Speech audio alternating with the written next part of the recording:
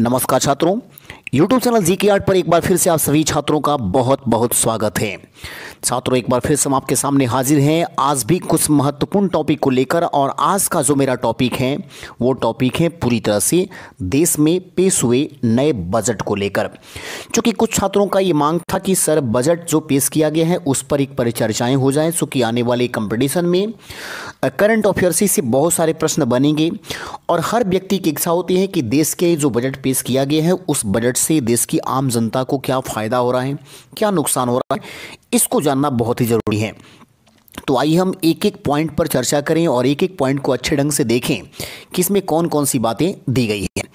सबसे पहले मैं आप सभी छात्रों को बताना चाहता हूं कि इस बार जो बजट पेश किया गया है वो बजट पूरी तरह से बजट के इतिहास में पेपरलेस बजट है। यानी इस बार कागज़ों का इस्तेमाल नहीं किया गया, पूरी तरह से बजट को पेपरलेस बनाया गया और इसका मुख्य वजह रहा कोविड-19 महामारी। इसी को ध्यान में रखकर भारत सरकार ने इस बार जो बजट पेश किया है वो पूरी तरह से डिजिटल बजट पेश किया है। यानी इस बार कॉपी कलम का इस्तेमाल नहीं किया गया है। इस बार बजट को वित्त मंत्री निर्मला सीतारमण, जो देश की पहली महिला वित्त मंत्री हैं, इनके द्वारा ये टैबलेट के माध्यम से बजट पेश किया गया है। तो आइए हम जानते हैं कि इस बजट में कौन कौन सी महत्वपूर्ण बातें हैं। देखिए, पहला बात यहाँ पर देखिए, एक एक पॉइंट जो लिखा गया है उस पर समझेंगे और जो अति महत्वपूर्ण होगा, जहाँ से प्रश्न पूछे जा सकते हैं, उन्हीं कंसेप्ट को केवल हम समझने का प्रयास करेंगे। तो यहाँ पर देखिए क्या लिखा हुआ है, वित्त मंत्री निर्मला सीतारमण। याद रखिएगा, निर्मला सीतारमण जो देश की पहली महिला वित्त मंत्री हैं। इसके पहले देश में कोई भी महिला वित्त मंत्री नहीं बनी थी। महिला के तौर पर वित्त मंत्री का कारोबार एक बार संभाल चुकी हैं पूर्व प्रधानमंत्री देश की इंदिरा गांधी। लेकिन वो फाइनली हम फाइनेंस मिनिस्टर उनको नहीं कहेंगे, उनको हम ये कहेंगे कि वो भारत की प्रधानमंत्री थी और प्रधानमंत्री रहते हुए उन्होंने वित्त मंत्री का भी कारोबार एक बार संभाला था और उस समय उन्होंने बजट देश का पेश किया था। लेकिन फाइनली एक वित्त मंत्री के तौर पर बजट पेश करने का श्रेय निर्मला सीतारमण को जाता है। और इस बार जो ये बजट पेश किया गया है 2021-22 का, वो बजट आपका इनके द्वारा प्रस्तुत तीसरा बजट है। यानी निर्मला सीतारमण ये तीसरा अपना बजट पेश की है और ये अब तक के बजट इतिहास की पहली महिला वित्त मंत्री हैं। और ये बजट कब पेश हुआ है? 1 फरवरी को ये बजट पेश किया गया है, 1 फरवरी को। थोड़ा सा इसको ध्यान सुनिएगा। 1 फरवरी को बजट पेश करने की परंपरा 2017-18 में शुरू हुई।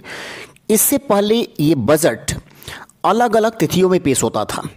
मैं आपको बताना चाहता हूं कि 1924-25 में जब रेल बजट और आम बजट को अलग अलग किया गया 1924-25 में, तब 1959 में एक परंपरा बना दी गई और ये उसमें तय किया गया कि रेल बजट पेश होगा 25 फरवरी को और आम बजट पेश होगा 28 या 29 फरवरी को, यानी कि लीप ईयर के अंतिम दिनों में। लेकिन मोदी गवर्नमेंट ने 2016 में एक फैसला सुनाया 2016-17 के बजट में कि अगली बार से ये बजट जो पेश होगा वह अलग अलग पेश नहीं होगा, बल्कि रेल बजट और आम बजट दोनों एक ही साथ पेश होगा। तो 92 साल का जो एक इतिहास था 1924-25 से चला रहा था, वो परंपरा आकर 2017 वो परंपरा आकर 2017-18 में समाप्त हो गया। तो इस तरह से 2017-18 में ये बजट पेश करने की परंपरा कब से शुरू हो गई? फरवरी के पहले दिन, यानी आपको 1 फरवरी को। तो ये ध्यान रखना है आपको, ठीक है। लोकसभा में ये बजट देखिए, यहाँ पर लोकसभा, एक और चीज यहाँ पर आया, लोकसभा बजट कभी भी राज्यसभा में पेश नहीं होता है। बजट को पेश किया जाता है केवल लोकसभा में। और चूंकि अब रेल बजट और आम बजट दोनों एक ही में शामिल हो चुका है 17-18 के बजट से ही, तो अब रेल बजट पेश करने की अब अलग से आवश्यकता नहीं है। और इस दोनों बजटों को, यानी अब हम रेल बजट और आम बजट दोनों को बात करें तब दोनों को वित्त मंत्री ही पेश करता है और वित्त मंत्री जी को बजट पेश करने का अधिकार लोकसभा में दिया गया है। यानी वो लोकसभा में बजट पेश करते हैं, राज्यसभा में बजट पेश नहीं होता है। वैसे भी याद रखिएगा कि भारतीय संविधान का जो आर्टिकल 112 है, उस आर्टिकल 112 में भारत के बजट की चर्चा की गई है, जहां पे साफ शब्दों में लिखा गया है वार्षिक वित्तीय विवरण। वार्षिक वित्तीय विवरण यानी बजट को वहां पर वार्षिक वित्तीय विवरण के रूप में परिभाषित किया गया है आर्टिकल 2012 में। तो ये बजट केवल पेश होता है लोकसभा में। अब ये बजट किस साल का पेश हुआ है, याद रखेंगे 2021 और 22 का बजट पेश किया गया है। ये 2021-22 का बजट पेश किया गया है। अब ये बजट देखिएगा, यहाँ पर साफ शब्दों लिखा गया है कि पहली बार केंद्रीय आम बजट डिजिटल माध्यम से पेश किया गया है। जैसे मैंने पहले ही बताया कि ये बजट पूरी तरह से पेपरलेस था। इस बार किसी भी तरह से कॉपी और पेन का इस्तेमाल नहीं किया गया था। इसके पहले यही नियम था कि बजट की जो भी हार्ड कॉपी होती थी, चूँकि पेपर और कलम का इस्तेमाल किया जाता था, तो सारा एक एक प्रति जो है सांसदों के पास जाता था, सांसद उसको समझने के लिए। लेकिन अब जो है इस बार के बजट में सारे सांसदों को सॉफ्ट कॉपी प्रोवाइड किया गया है। और सॉफ्ट कॉपी का मतलब है कि आप जो है पेपर और कलम का इसमें इस्तेमाल नहीं है, एकदम डिजिटली तरीके से आप जो है मोबाइल पर या टैबलेट पर या लैपटॉप पर इस बजट को आप आसानी से देख सकते हैं, समझ सकते हैं, पढ़ सकते हैं। तो ये डिजिटली बजट पेश किया गया, ये इतिहास में पहली बार ऐसा हुआ है। अब आते हैं कि ये 21 और 22 का जो बजट पेश किया गया है, इसमें कौन सी महत्वपूर्ण बातें हैं, आइए उस महत्वपूर्ण बातों को समझने का प्रयास करें। देखिए, दे रहा है कि वित्त मंत्री ने 2021-22 के लिए कुल 34,83,236 करोड़, याद रखिएगा इस बार जो बजट पेश किया गया है 2021-22 का, उसमें टोटल कितने रुपए का बजट पेश किया गया है, 34,83,236 करोड़ रुपए का ये बजट पेश किया गया है। आपका मेन यहां पर यही जानना है कि टोटल कितने रुपए का बजट पेश किया गया है, 34,83,236 करोड़ का ये बजट पेश किया गया है। अब आइए अगले कंसेप्ट को हम समझें। अगला कंसेप्ट क्या है, बजट 2021-22 में आत्मनिर्भर भारत पर विशेष ध्यान केंद्रित किया गया है। यानी भारत को आत्मनिर्भर बनाने का प्रयास इस बजट के माध्यम से किया गया है और इसके लिए 6 प्रमुख क्षेत्रों पर जोर दिया गया है कि 6 क्षेत्रों का विकास किया जाएगा। यानी हम कहेंगे कि इस बार के बजट के 6 प्रमुख पिलर हैं जिस पर देश के विकास की बातें की गई हैं कि इसी के माध्यम से देश को विकास किया जाएगा और हमारा देश आत्मनिर्भर बनेगा। तो आत्मनिर्भर भारत पर विशेष ध्यान देते हुए इसके लिए 6 पिलर बनाए गए हैं। और 6 पिलर कौन कौन से उसको देखिए। स्वास्थ्य एवं खुशहाली, स्वास्थ्य एवं खुशहाली ये पहला पिलर हो गया। उसके बाद है भौतिक एवं वित्तीय पूंजी और अवसंरचना, ये दूसरा पिलर है। आकांक्षी भारत के लिए समावेशी विकास, ये भी बहुत जरूरी। मानव संसाधन में नवजीवन का संचार, नवाचार और अनुसंधान व विकास, न्यूनतम सरकार और अधिकतम शासन। तो ये 6 पिलर बनाए गए हैं आपको इस बार देश के जो बजट को पेश किया गया है उस बजट के ये प्रमुख 6 पिलर हैं और इसका मेन उद्देश्य है कि देश को क्या बनाना है, आत्मनिर्भर बनाना है। अब आइए थोड़ा सा एक एक करके हम समझते हैं कि क्या चीज़ें इन सब के बारे में हैं। पहला था स्वास्थ्य एवं कल्याण। पहला पिलर कौन सा है, स्वास्थ्य एवं कल्याण, यानी स्वास्थ्य पर विशेष ध्यान देना है। और वैसे भी आप इस बात को समझ लीजिएगा कि इस बार जो बजट पेश किया गया है उस बजट में सबसे ज़्यादा अगर पैसा सरकार निवेश करने जा रही है तो वो पैसा स्वास्थ्य क्षेत्र पर ही निवेश करने जा रही है, क्योंकि कोविड-19 महामारी के बाद देश के लिए सबसे बड़ा संकट जो है स्वास्थ्य को लेकर ही हो गया है। इसीलिए इस बार के बजट को हम कह सकते हैं कि सीधे सीधे स्वास्थ्य क्षेत्र को के तौर पर ही देखा जा सकता है। आइए थोड़ा समझते हैं कि क्या क्या किया गया है। देखिए, बजट में स्वास्थ्य और कल्याण के लिए 2.24 लाख करोड़ रुपए का प्रावधान किया गया है। याद रखेंगे 2.24 लाख करोड़ रुपए का प्रावधान किया गया है इस बार के बजट में। ये आपको ध्यान रखना है कि बजट में जो स्वास्थ्य क्षेत्र है उस स्वास्थ्य क्षेत्र पर सरकार इस वित्तीय वर्ष में कितना राशि खर्च करने जाएगी लोगों के ऊपर, तो 2,24 करोड़ रुपया, 2,24 करोड़ रुपया इस बार स्वास्थ्य क्षेत्र में दिया गया है। जो हम कह सकते हैं कि पिछले बजट से, यानी जो 2020 और 21 का बजट पेश किया गया था उसमें देखिए कितना था, 94,452 करोड़, 94,452 करोड़, और इस बार 2,24,000 करोड़, मतलब सीधे 137% की वृद्धि। ये बहुत अच्छा और बहुत इंपॉर्टेंट प्रश्न है आपका कि स्वास्थ्य क्षेत्र में 137% की वृद्धि की गई है। पिछली बार के बजट से इस बार 137% अधिक राशि इसमें लाया गया है। तो ये बहुत अच्छा कंसेप्ट है, इस चीज़ को आपको ध्यान रखना है। इसमें एक और बात लाई गई है, पीएम प्रधानमंत्री आत्मनिर्भर स्वस्थ भारत योजना, प्रधानमंत्री आत्मनिर्भर स्वस्थ भारत योजना। याद रखिएगा कि ये बिल्कुल एक नया योजना भारत सरकार इस बार शुरू करने जा रही है। ये बहुत जल्द लॉन्च होने वाला है। इसमें इस बार घोषित कर दिया गया है इस बार के बजट में प्रधानमंत्री आत्मनिर्भर स्वस्थ भारत योजना।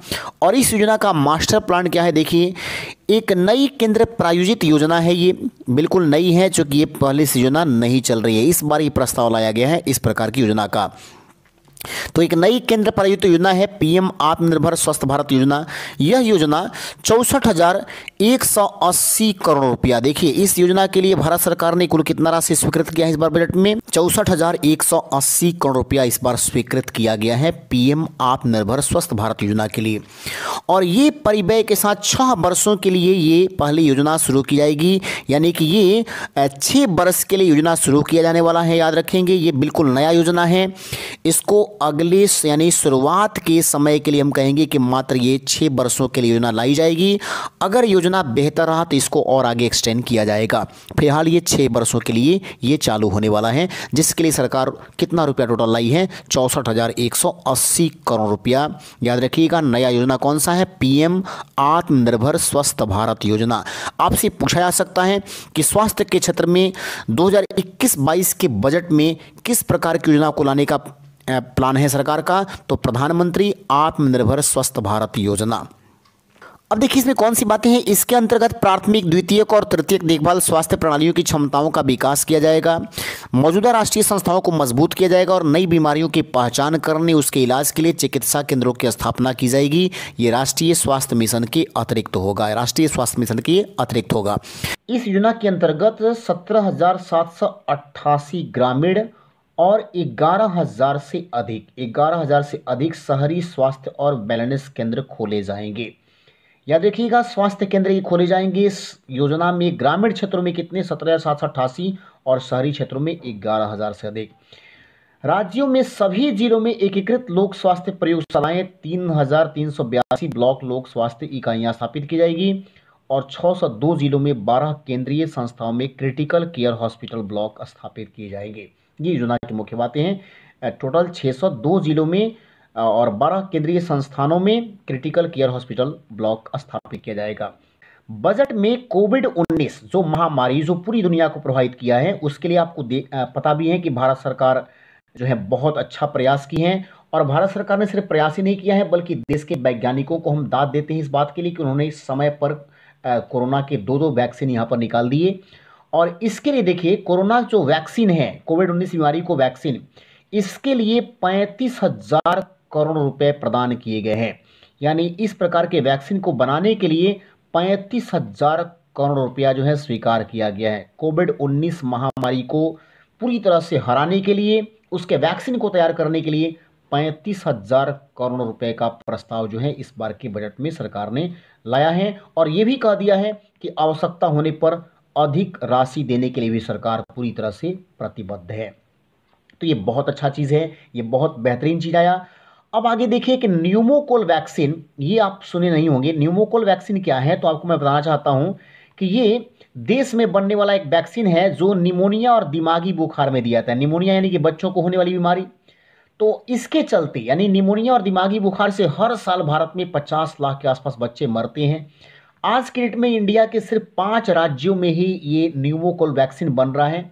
लेकिन अब कहा है कि पूरे देश में ये न्यूमोकोल वैक्सीन जो है दिया जाएगा, पूरे देश में ये बनेगा। और स्वदेश में निर्मित निमोनिया और दिमागी बुखार का एक वैक्सीन है, कौन सा? Pneumococcal vaccine. तो ये पूरे राज्यों के लिए अब ये देने की तैयारी कर दी गई है। न्यूमोकोल वैक्सीन अभी 5 राज्यों में ही ये पूरी तरह से तैयार हो रहा है, लेकिन ये पूरे देश में, देखिए यहाँ पर न्यूमोकोल वैक्सीन को पूरे देश में दिया जाएगा। ये बातें तय कर दी गई हैं इस बार के बजट में।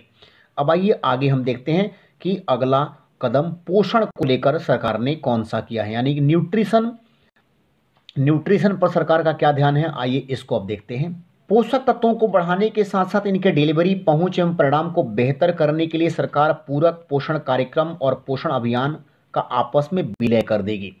पूरक पोषण कार्यक्रम और पोषण अभियान का विलय करके अब मिशन पोषण 2 को लॉन्च करेगी सरकार। मिशन पोषण 2 को लॉन्च करने जा रही है सरकार। इस बार के बजट में ये भी बातें तय कर दी गई हैं और इसका उद्देश्य है कि पोषक तत्वों को बढ़ाने के साथ साथ इसका डिलीवरी सही समय पर हो सके, पहुंच एवं परिणाम को बेहतर बनाया जा सके। इसके लिए भारत सरकार ने इस बार के बजट में क्या तय किया है, मिशन पोषण 2। ठीक है, अब आइए देखते हैं जलापूर्ति और स्वच्छ भारत मिशन के लिए कौन सी बातें की गई हैं। शहरी जल जीवन मिशन शुरू किया जाएगा। जलापूर्ति और स्वच्छ भारत मिशन के तहत शहरी जल जीवन मिशन याद रखेंगे, ये तय किया गया है इस बार के बजट में कि शहरी जल जीवन मिशन शुरू किया जाएगा। इसके अंतर्गत 4,378 शहरी स्थानीय निकायों में 2.86 करोड़ घरेलू नल कनेक्शनों के साथ साथ सर्वसुलभ जलापूर्ति और 500 अमृत शहरों में तरल अपशिष्ट का प्रबंधन भी किया जाएगा।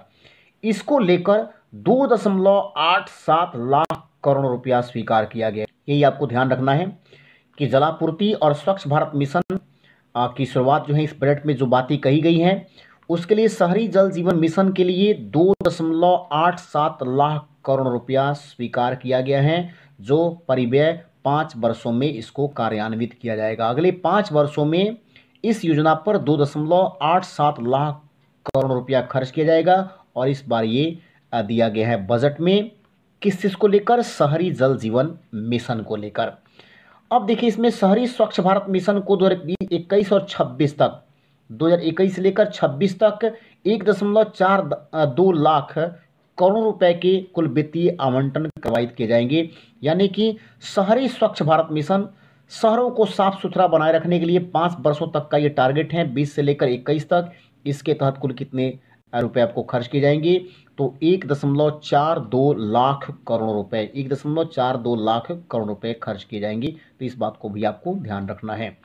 फिर देखिए यहाँ पर वायु प्रदूषण समस्या के समाधान का प्रस्ताव भी लाया गया है। वायु प्रदूषण समस्या के समाधान का प्रस्ताव क्या लाया गया है, वित्त मंत्री ने वायु प्रदूषण की विकराल होती समस्या के समाधान के लिए 10 लाख से अधिक जनसंख्या वाले, देखिए कितना बेहतरीन कंसेप्ट है ये कि वायु प्रदूषण की समस्या वहां पे और भी गंभीर है जहां पर आबादी अधिक है। तो 10 लाख से अधिक जनसंख्या वाले 42 शहरों के लिए, 10 लाख से जो अधिक के 42 शहर हैं वहां टोटल वायु प्रदूषण की गुणवत्ता को सुधारने के लिए 2,217 करोड़ रुपया इस बार दिया जाएगा।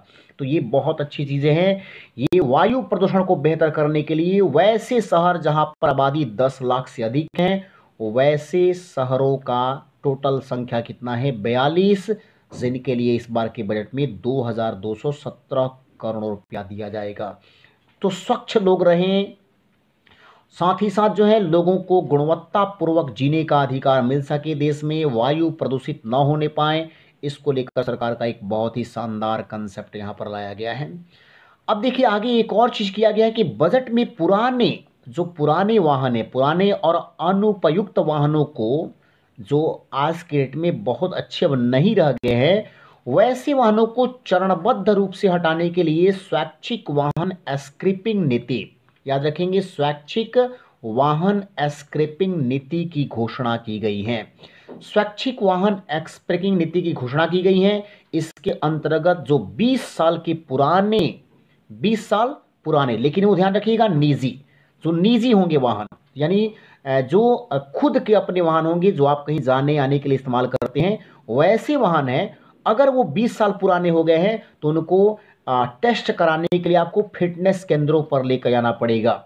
ऑटोमेटेड फिटनेस केंद्रों पर फिटनेस जांच कराने के लिए लेकर जानी पड़ेगी गाड़ियों को। जैसे देखिएगा सिंपल सी हम बातें कहें कि जिस प्रकार से कोई बीमारी होने पर आप डॉक्टरों के पास चेकअप कराने के लिए आते हैं, उसी प्रकार से अगर आपका मोटर निजी वाहन के लिए इस्तेमाल करते हैं, कहीं पर आने जाने के लिए इस्तेमाल करते हैं और ये वाहन आपका 20 साल पुराना हो गया है तो आपको ऑटोमेटेड फिटनेस केंद्रों पर लेकर जाना पड़ेगा और ये जांच करवाना पड़ेगा कि आपका मोटर व्हीकल सही है या नहीं। अगर सही होगा तो फिर आप उसको आगे कंटिन्यू करेंगे कुछ दिनों तक, लेकिन अगर सही नहीं होगा तो उसको वाहन स्क्रैपिंग नीति के तहत मार्केट से धीरे धीरे हटाया जाएगा। तो निजी वाहनों के लिए 20 है ना, लेकिन याद रखेंगे कि अगर वो कमर्शियल होगा, कमर्शियल का मतलब ये हो गया कि किसी व्यापारिक उद्देश्य से अगर उसको करते होंगे इस्तेमाल, तो वैसे वाहनों के लिए 15 साल का समय रख दिया गया है कि 15 साल के बाद उनको ऑटोमेटेड फिटनेस केंद्रों में लेकर जाना पड़ेगा और जांच में यदि वो खराब पाए जाते हैं तो उनको हटाया जाएगा सड़कों से। तो ये ध्यान रखना है कि पुराने और अनुपयुक्त वाहनों को लेकर उनको चरणबद्ध तरीके से हटाने के लिए स्वैच्छिक वाहन स्क्रैपिंग नीति की घोषणा कर दी गई है। निजी इस्तेमाल की गाड़ियां होगी और 20 साल पुरानी है तो उसको आपको फिटनेस केंद्रों पर जांच कराइए, और यदि कमर्शियल होगा तो उसको 15 साल के बाद फिटनेस केंद्रों पर जांच कराने के लिए लेकर जाइए। अब आइए हम दूसरे कंसेप्ट को समझे, भौतिक एवं वित्तीय पूंजी और अवसंरचना। बजट अनुमानों में पूंजीगत बजट में भारी बढ़ोतरी का प्रस्ताव किया गया है। इसके लिए 5.5 लाख करोड़ रुपए का प्रावधान है, जो 2021 के बजट के अनुमान 34.5% से अधिक है। आत्मनिर्भर भारत, ये याद रखेंगे, आत्मनिर्भर भारत के लिए उत्पादन से जुड़ी प्रोत्साहन योजनाएं हैं। आत्मनिर्भर भारत के लिए 13 क्षेत्रों में उत्पादन से जुड़ी प्रोत्साहन योजना PLI की घोषणा की गई है। इसका उद्देश्य भारत को विनिर्माण में वैश्विक चैंपियन बनाना है, विनिर्माण में वैश्विक चैंपियन। और याद रखिएगा, इसी आत्मनिर्भर भारत को जो है ये निर्मला सीतारमण के द्वारा मिनी बजट कहा गया है। मिनी बजट, ये कहा गया है इसको मिनी बजट। रेलवे संरचना में देखिए, इसके तहत दूसरे वाले में ही है कि रेलवे संरचना में सरकार ने क्या किया है, तो भारतीय रेलवे में देश के लिए रेल योजना 2020 तैयार की है। बजट में रेलवे के लिए 1.155 लाख करोड़ रुपए का राशि प्रस्तावित किया गया है। 1.155 लाख है ना, ये राशि केवल रेलवे के विकास के लिए है। इनमें से 1.071 लाख करोड़ रुपए पूंजीगत व्यय के लिए है। तो रेलवे के लिए टोटल कितना दिया गया है, 1.15 लाख करोड़ रुपए की राशि ये दे दी गई है। और ये आपका जो है ये आपको 1.071 लाख करोड़ रुपए का पूंजीगत व्यय रेलवे को लेकर है। यहाँ पर देखें, बीमा, बैंक और वित्तीय पूंजी में जो आपके लिए इंपॉर्टेंट है वहाँ पर मैं बता देता हूँ कि बीमा कंपनियों में प्रत्यक्ष विदेशी निवेश, फॉरेन डायरेक्ट इन्वेस्ट, ये बढ़ाकर 49 से 74% करने का प्रस्ताव है। बीमा कंपनियों में प्रत्यक्ष विदेशी निवेश यानी बाहरी पैसा अब 49% से बढ़ाकर 74% करने का प्रस्ताव, यानी सरकार की हिस्सेदारी घटेगी। विदेशी पूंजी अब बीमा कंपनियों में बढ़ेगा। इसका सीधा सा मतलब है कि लोगों को अब बीमा कराने में सहूलियतें होगी। तो ये भी सरकार का उद्देश्य है कि LIC में यानी बीमा में हिस्सेदारी जो है FDI का वो 49% से बढ़ाकर कितना 74% करने का है। अब देखिए, तीसरा है आकांक्षी भारत के लिए समावेशी विकास। आकांक्षी भारत के वित्त मंत्री ने समावेशी विकास के अंतर्गत कृषि एवं सहायक क्षेत्रों, किसान कल्याण, ग्रामीण भारत, प्रवासी मजदूर और श्रम और वित्तीय समावेशन को शामिल करने की घोषणा की है। इसमें देखिए, कृषि में कौन सी बातें हैं। कृषि में जो है किसानों को समुचित ऋण प्रदान करने के लिए कृषि ऋणों का बढ़ाकर 16.5 लाख करोड़ रुपए निर्धारित किया गया है। कृषि ऋण 16.5 लाख करोड़ रुपया निर्धारित किया गया है, ये आपको याद रखना है।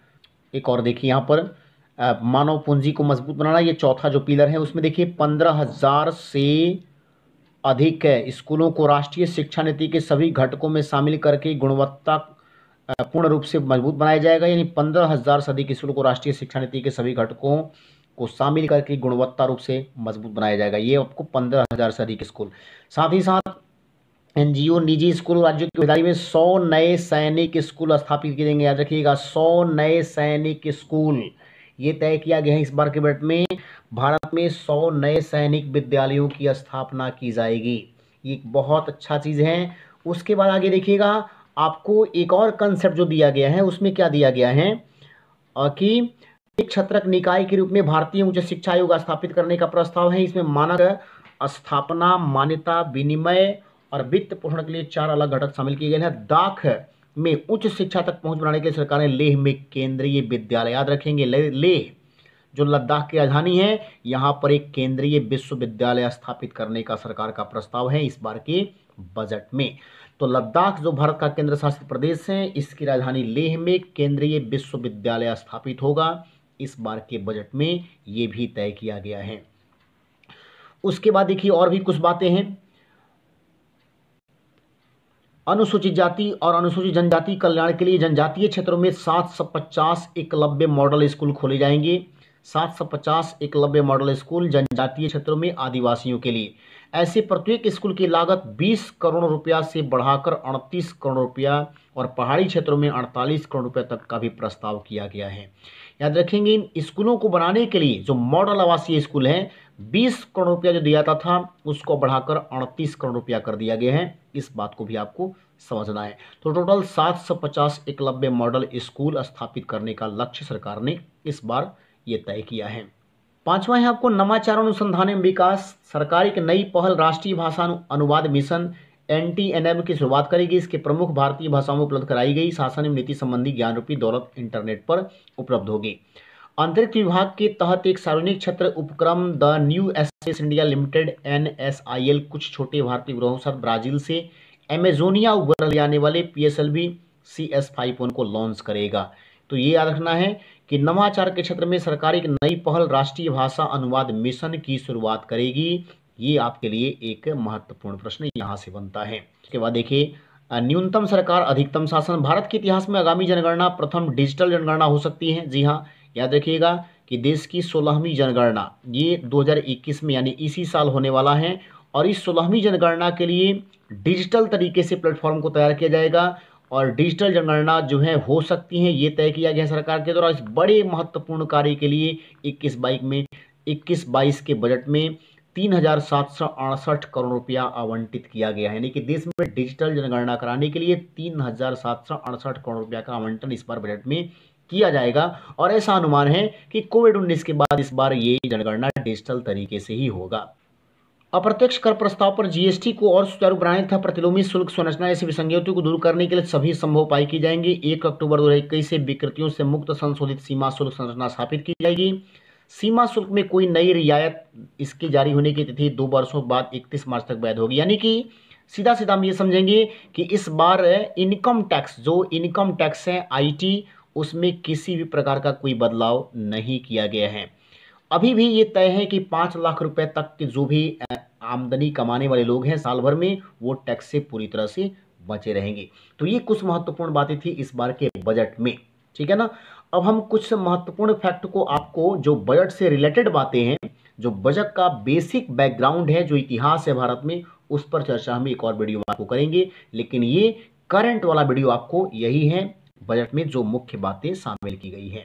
तो चलिए हम फिर अगले वीडियो में एक बार फिर से आपके सामने हाजिर होते हैं। तब तक आपसे विदा लेते हैं। धन्यवाद।